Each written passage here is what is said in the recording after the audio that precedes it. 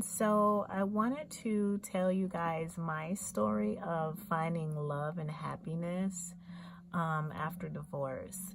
I can honestly say that it was not easy, so I can't say that I just jumped into it, because it takes a lot of healing and just growing as a person, growing as a woman, growing as a mother, growing and creating a foundation for yourself, and knowing the things that you did in your previous marriage will not happen into your new marriage. And so that's what was important for me. A lot of the counseling I received, I had 3 counselors, and one counselor was a spiritual guidance counselor for Christianity. I'm a Christian woman.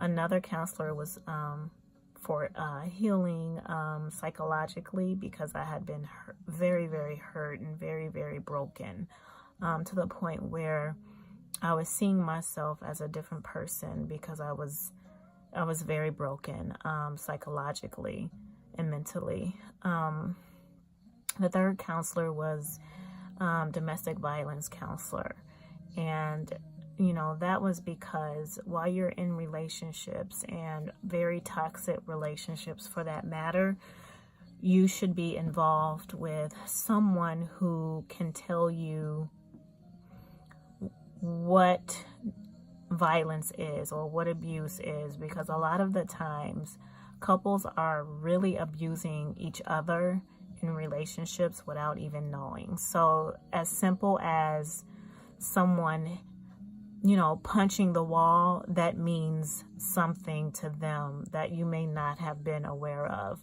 When someone might punch a wall, they may not be hitting you, but mentally and psychologically, it means that this wall could be you, and I'm punching this wall.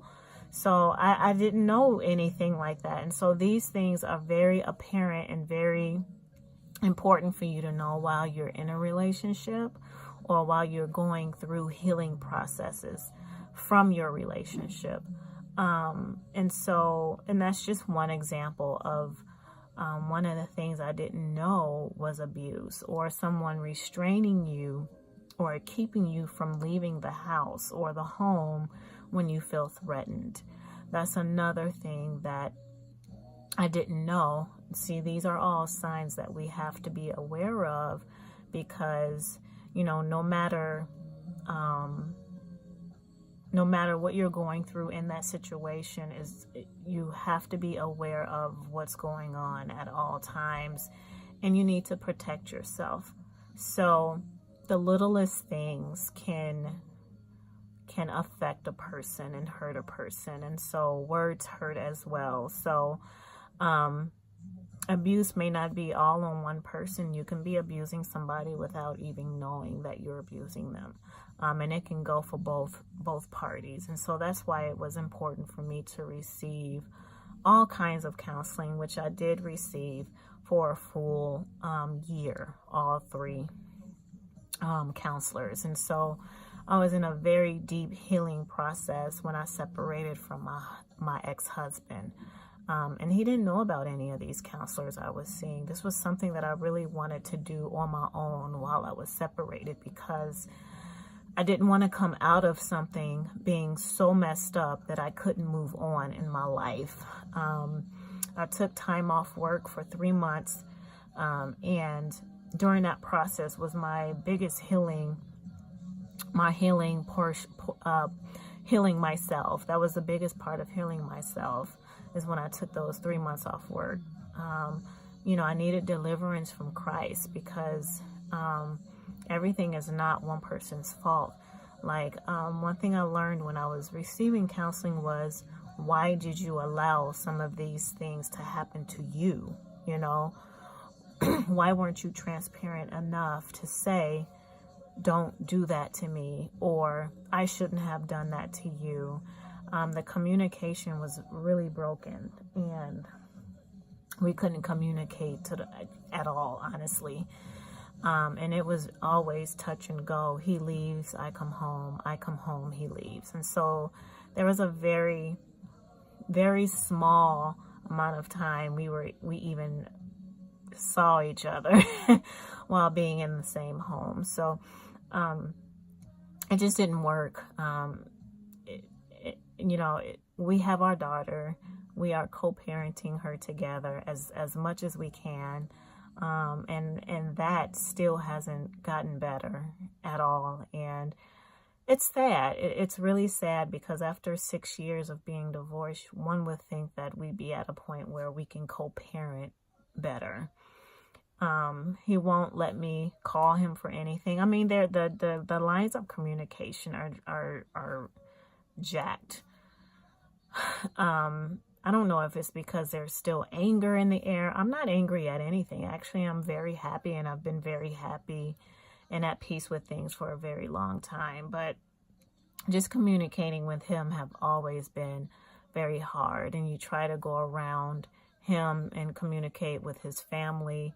But, the response, might be, why are you communicating with, my family?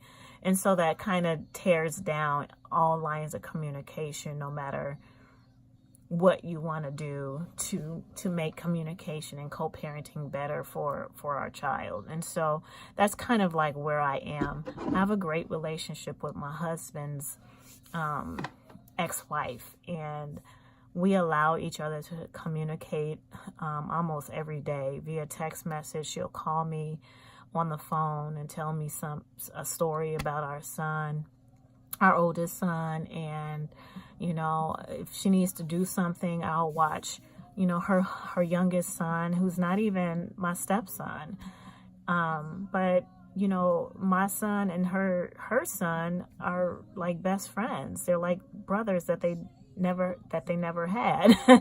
And so we have this bond where we trust each other, we respect each other, and we know that we are good mothers, and we care equally about our children. And we know this. We have a respect and a trust in that as moms. So we're mothering these children, together. And our communication is flawless at this point. And so you have to be a very strong woman to be able to have a caring and loving bond and relationship with an ex-wife of my own husband. And so that's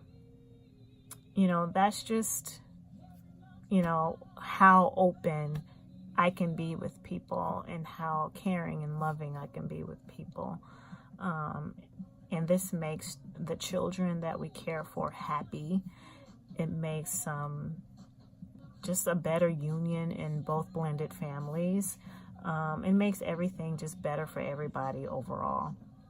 I met my husband in February 2013. We went out to eat February 2nd. And from that day, we had been together like every single day. Literally. He was a man that I can trust. He made me trust him. And that's exactly what he said. I'm going to make you trust me, because I know how hard it is to be divorced and to have your guards up and walls up and being hurt. And he's been through the same thing. Like I said, he had been through a divorce as well. So he knew all the channels to go through, and how much it takes a toll on you as a person. And so he really opened up to me to where he understood me. He showed empathy for me. He supported me 100%. He told me that he loved me. He was very transparent early on. The difficult questions came first. We didn't hide anything from each other. I understood why he got divorced. He understood why I got divorced. And our uglies were okay with each other. And we were able to move past the things that harmed us in our past, to make a more beautiful bond for our future. And that's what we stuck to. He knew who I was as a person. I knew who he was as a person. And my husband is just a beautiful, loving leader in our family. I didn't think that I would ever find love again, because that's what I was told. Nobody would be able to love me. I truly believe that I couldn't be loved, because I had been told that so many times. And so when my husband came around and he told me I was angelic, I was sweet, I was beautiful, I was quiet, I was patient. You know, I had excellent communication. I listened to him. He basically described the woman that I knew I was, that no one else could see. A lot of the men that I was with was not my equal, was not equally yoked, as I would say, as a Christian woman.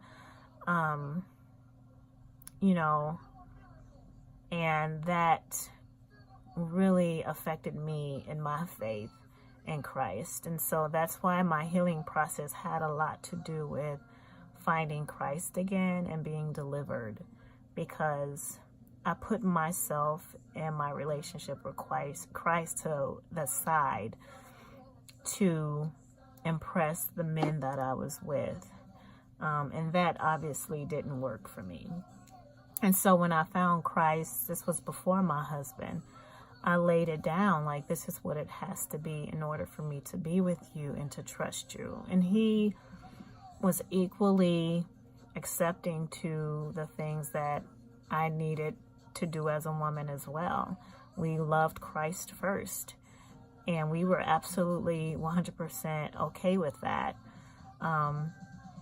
Christ was our center, God was our center, and that's what it was. We were going to make God happy first with the decisions that we made. And so we made a decision to not be sexually active until we got married. And so because of that, that allowed us to grow, to know who we were getting ourselves involved with, be able to accept the things that we've done in the past, to really build on our relationship and our communication, to listen to each other, to create a really strong foundation for each other and a foundation for our kids. He had a son in his previous marriage. I had a daughter in my previous marriage. So that allowed us to come together and really focus on relationship building. So without the physical aspect of everything. So when we got married, it was November of 2013. So it was very shortly after my divorce. But like I said, we didn't have a sexual relationship. It was more so, I want to get to know you better. So this lasted for months before we even got married. And so once I got divorced from my ex-husband, I mean, I had been so disconnected for so long with my ex-husband that I was ready to go into the next level of being loved and being cared for and being supported and trusted as a woman, to seek someone. And he was too. He was ready. I mean, we were at the point where we didn't need a wedding. We didn't need a show. We didn't need any of that. I didn't desire it anymore because I already had that. And so when we got married, it was just me, him, my daughter, and his son. It was the four of us, and we got married. And I can honestly tell you, I never, ever felt love and passion and just a union. I've never felt that the way that I felt standing in front of my husband ever in my life. It was a feeling that came across both of us, because he had been hurt, I had been hurt, and we didn't realize how overwhelming love could be once we finally found somebody who loved as much as you have loved. And so when we got married, we just bawled out the entire time because it was so strong. Our urge, our desire for each other, and our love to have waited and to have really created something special. The bond that we had was just something that we didn't think was available to us. It was special. It was a very special moment for us, and we just cried, and we were so happy that we created a family together, and we made it in front of Christ. And so once we got married, you know, we went to our hotel, and that was it. We waited, and we promised Christ that this is what we were going to do, and we stuck to it. So we were very proud of our decision. At the end of the day, we were very proud of who we've become, the strength that we had in our union and in our family.